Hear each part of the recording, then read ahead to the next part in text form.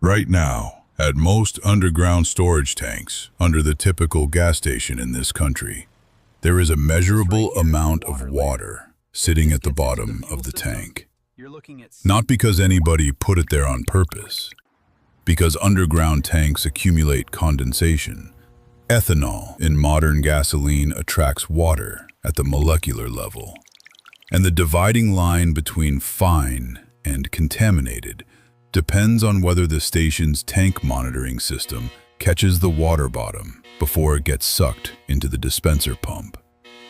When that monitoring fails, and the FTC and EPA enforcement record shows it fails more often than the industry would prefer, the water comes out the pump nozzle and ends up in your fuel tank. If you have ever filled up at a station and an hour later the engine was running rougher than it did that morning, same car, same route, same driver, you have probably experienced the front end of this. Most owners chalk it up to bad luck, a sensor acting up, or a check engine light they will deal with later. They do not connect it to the fill-up. That connection is exactly what this video is about. There are 7 detectable signs that contaminated fuel has reached a vehicle. None of them is subtle once you know what to watch for. All 7 are verifiable, meaning they show up on a scan tool, or in a fuel filter, or in a clean mason jar within 30 minutes of doing a gravity test. This video walks through all 7, grouped in 3 tiers by how quickly they appear after a bad fill-up. Then the last section walks through the mason jar test itself, which has been the standard DIY fuel quality check for as long as gasoline has been sold by the gallon.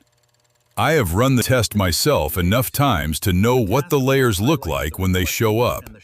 By the end of this video, you will know too.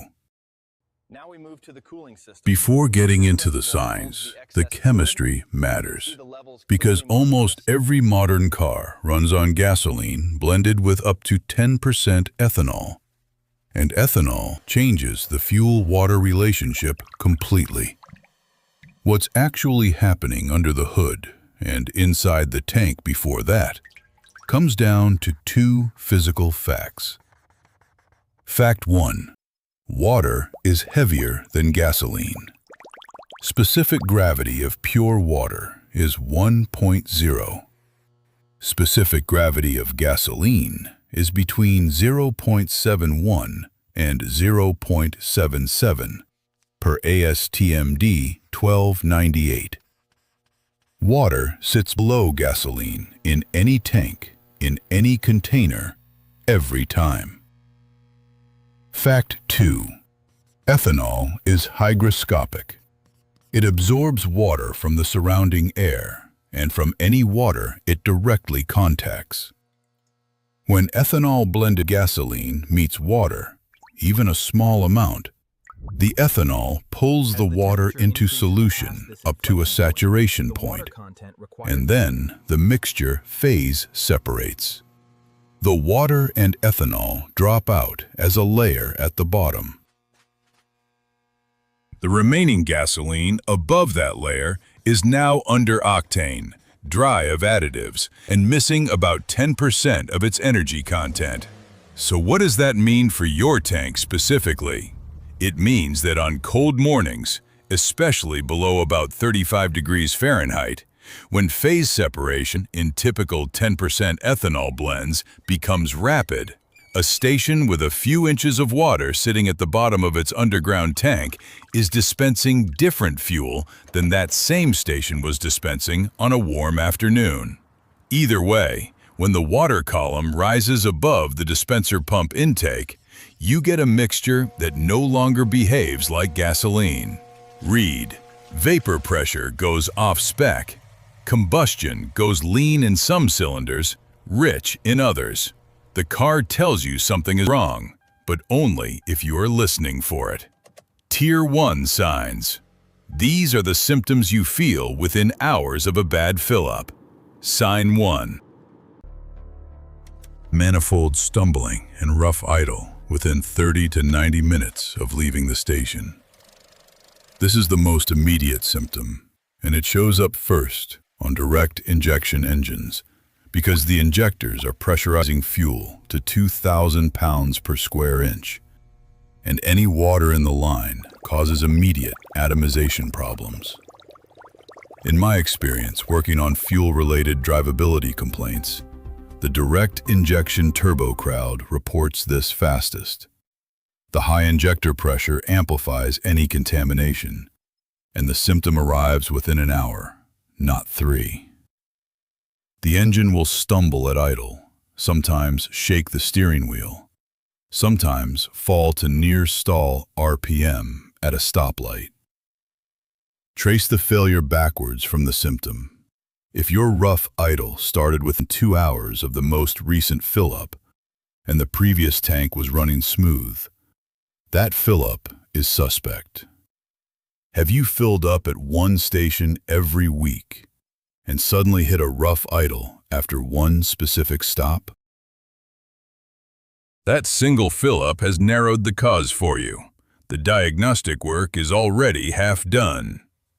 Sign 2. Stalling 2 to 4 days after the fill-up.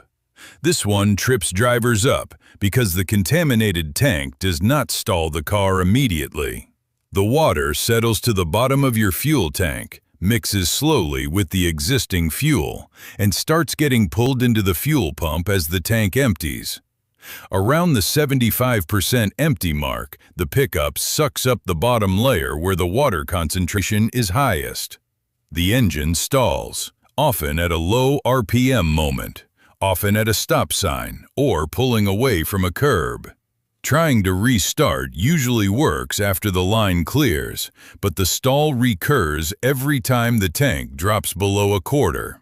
If your vehicle ran fine for years and suddenly starts stalling at low fuel levels within a week of a specific fill-up at a specific station, you are watching the second Tier 1 sign play out in real time. Take a 2018 Honda Pilot, 90,000 miles on the clock, filled up at a high-volume station off a major interstate corridor in Sacramento. Within 4 hours of fill-up, the driver reported manifold stumbling at idle. 3 days later, the engine stalled twice on the way to work. I pulled the fuel filter on that vehicle myself the following week. There was a 1/4 inch of clear liquid at the bottom of the canister, distinctly separate from the gasoline above. That liquid was not gasoline. The diagnostic scan showed misfire codes too, which is the next tier, but the first 2 signs had already shown up in the driver's seat days earlier. He just did not know to connect them to the fill-up. Tier 2 signs. These are the ones that show up on a scan tool within a few days of the fill-up. They are the evidence that confirms what you started to suspect with the Tier 1 symptoms. Sign 3. Cylinder-specific misfire codes, P0301 through P0308, depending on your cylinder count. Water in the combustion chamber prevents proper ignition. The ECU detects the slow burn or the no burn through the crankshaft position sensor. It sees the deceleration on each combustion stroke that does not deliver power. After about 12 to 20 events on a single cylinder, the code sets. Why are these cylinder-specific codes so informative here? Because water does not distribute evenly through the manifold or the injectors. Some cylinders see more water than others. I have pulled scan tools on more than a dozen contaminated cars over the past few years, and the cylinder-specific pattern is the giveaway every time. A scan tool that pulls P0303 and P0306, but not the other 4 cylinders on a 6-cylinder engine, is showing you the unevenness that water contamination causes, and almost nothing else causes that pattern. Sign 4. Fuel economy drop of around 10% within a single tank, sometimes more. The data on this is actually pretty clear. Water displaces gasoline by volume in the combustion chamber, and the ethanol that should be in the mixture has already dropped out into the phase-separated layer below. The result is a leaner than stoichiometric combustion that the ECU has to compensate for by adding more fuel. You fill up the same number of gallons and cover fewer miles. If you track your fuel economy with the trip computer and see a sudden 10% drop on one tank with no change in driving pattern or vehicle condition, you have the fourth sign sitting right there on your dashboard. Sign 5. ECU, long-term fuel trim shifts past plus 10% across the affected bank. Fuel trim is the ECU's measure of how much the fuel mixture is being corrected from baseline. Short-term fuel trim shifts moment to moment. Long-term fuel trim averages those shifts over hundreds of cycles. A healthy car runs long-term fuel trim between -3 and +3%. A car with diluted fuel will see long-term fuel trim shift to +8, +10, +12, sometimes +15 on the bank that sees the most contamination. The OBD2 spec uses plus or minus 10% as the warning threshold. In my opinion, the LTFT readout is the single most diagnostic data point on a contaminated tank. It integrates the contamination over time, so a single bad fill-up does not get hidden by the next clean one.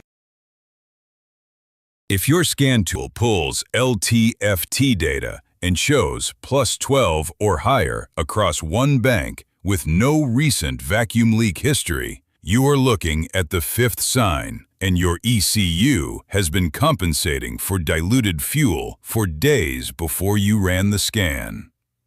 If any of these are saving you a misadventure, the easiest thing you can do to send some back this way is hit the subscribe button. It costs nothing, takes 2 seconds, and tells YouTube to keep this kind of breakdown in your feed. Sign 6 is where the diagnostic stops being digital and starts being something you can hold in your hand. Tier 3 signs. These are the physical evidence ones. What shows up at the fuel filter, in the exhaust pipe, in the actual hardware of your vehicle. Sign 6. Water layer at the bottom of the fuel filter.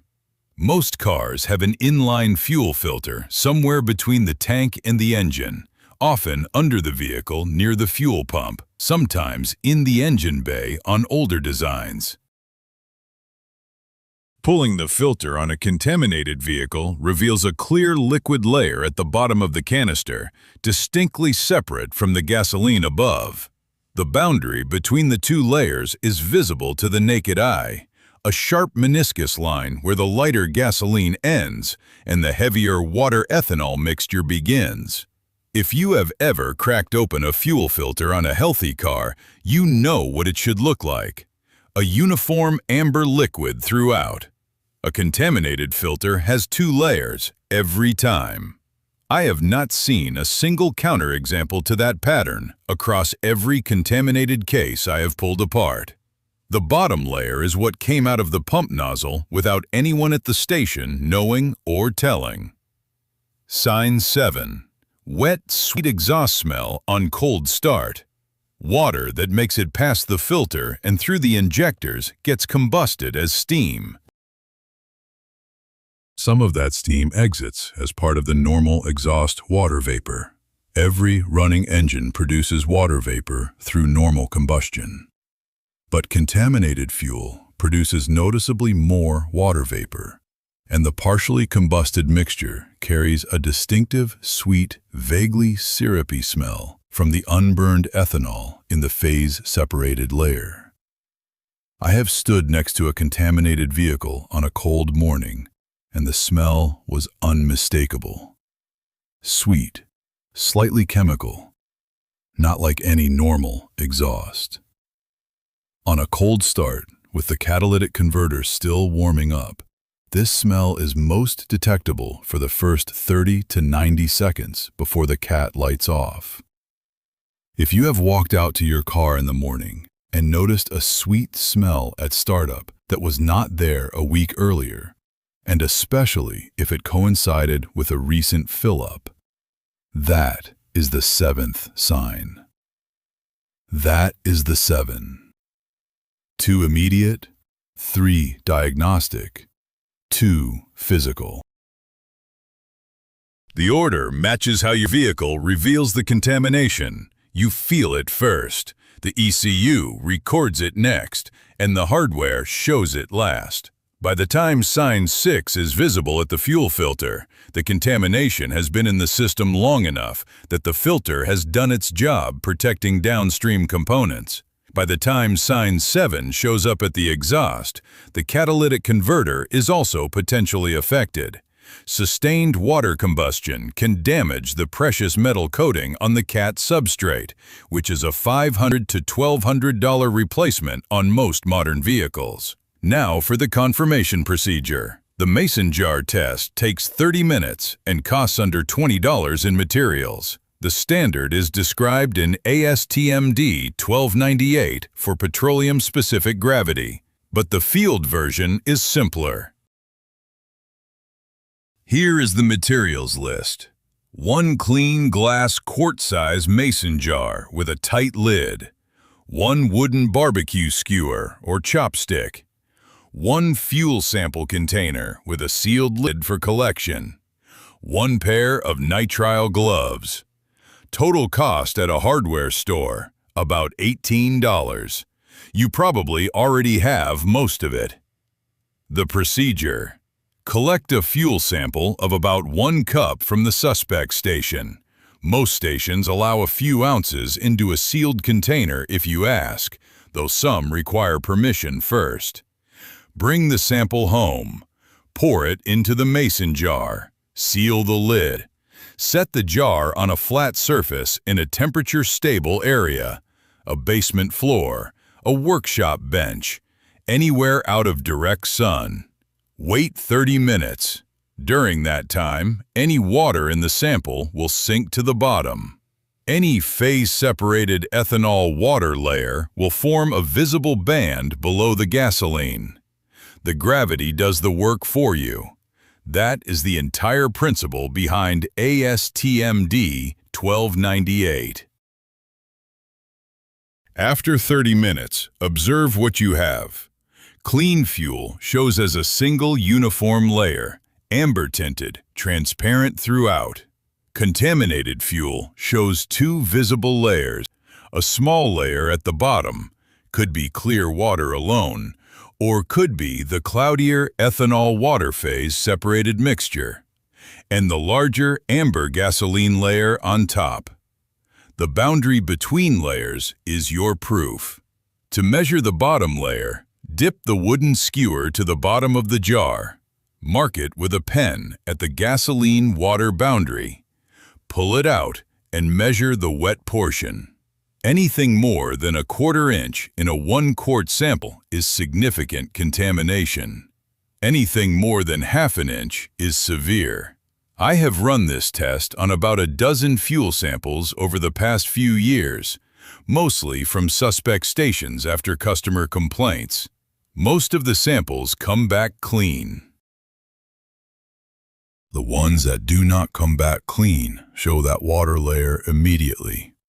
And the difference between a contaminated jar and a clean jar is not subtle. You do not need a chemistry degree to read it. You need a mason jar, 30 minutes, and the ability to see a boundary line between 2 clear liquids. If your test confirms contamination, the next steps are documented procedure. Step 1. Do not drive the vehicle until the fuel has been remediated.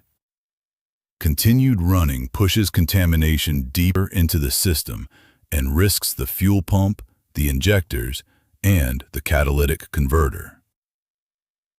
Step 2. Have the fuel tank drained and refilled by a shop. A complete fuel system flush, including pump strainer, lines, and filter replacement, runs between $200 and $400 on most vehicles. Cheaper than a fuel injector cleaning if the contamination has reached that far, and dramatically cheaper than a new fuel pump or replaced catalytic converter. Step 3. File a complaint with the FTC Bureau of Consumer Protection if the fuel sample matches the contamination signs. The FTC tracks fuel quality complaints by station address.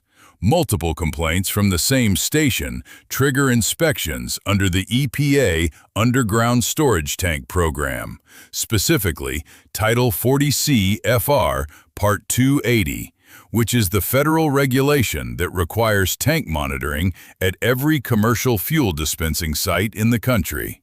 Step 4. Switch stations for at least 60 days. One customer's complaint does not resolve the operator's tank water bottom. That requires the operator's monitoring to flag it, or a regulatory inspection to find it.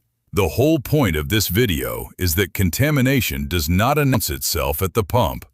The driver who fills up and drives away does not know what came out of the nozzle until the symptoms show up in the vehicle. The 7 signs above are the way your car tells you, eventually, what was in the fuel. The mason jar test is the way to confirm it before the 3rd or 4th tank flushes the evidence out of the filter.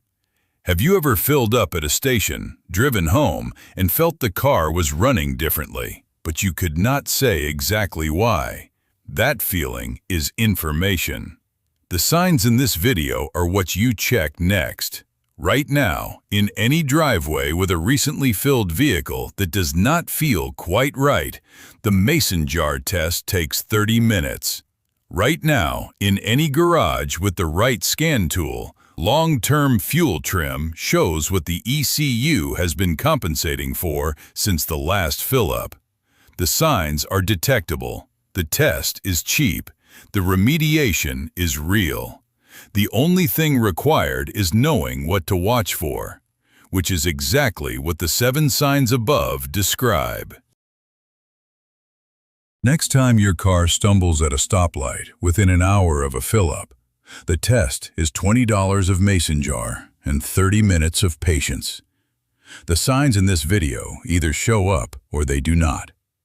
That is the entire defense against a problem the pump nozzle will never warn anyone about.